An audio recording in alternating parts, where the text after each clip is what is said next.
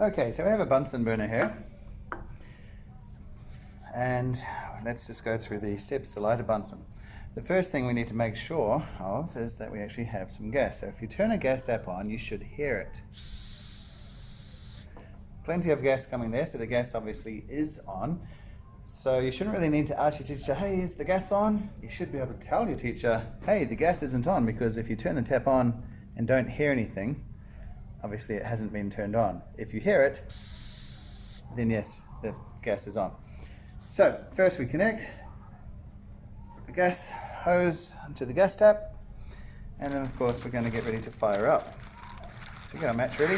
However, before we actually do fire up, we turn the collar such that the air holes are closed.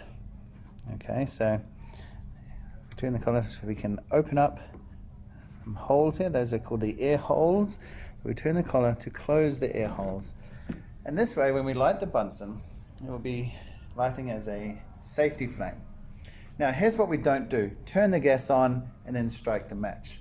Because if you do that, if you turn the gas on, the gas is coming out, it's building up, it's building up. Maybe you're a bit slow with lighting a match. By the time you finally do, you strike your match and put it into a pocket of gas. That's not so great. So the first thing we actually do is we strike the match. Now, the same person who lights the match should turn the gas on. It's not a two-person job to light a Bunsen. I don't want to cross my arms though. So we change hands like so, and we turn the gas on. And there's a lit Bunsen.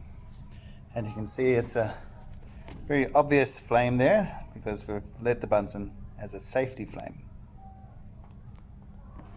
To change to a heating flame, we simply turn the collar again.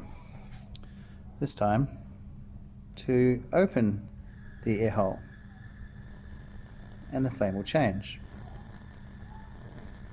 The heating flame is often called a roaring flame because it makes a lot more noise.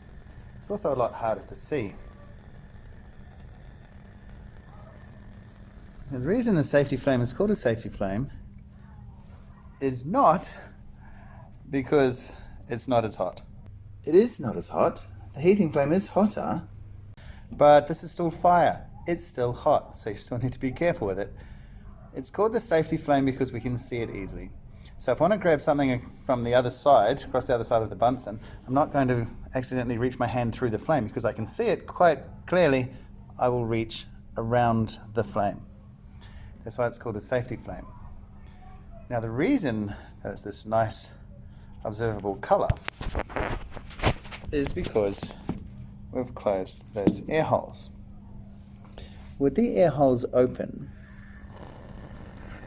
like this, what we're doing is letting more oxygen mix with the gas prior to the point of combustion.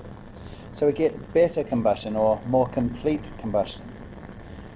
What we're getting as products of the combustion reaction are CO2 and water vapor. If we restrict the amount of oxygen, so we cut down the amount of air mixing with the gas before it gets combusted by closing the air hole, this is the result. Because what we have now is incomplete combustion. The gas is not combusting fully.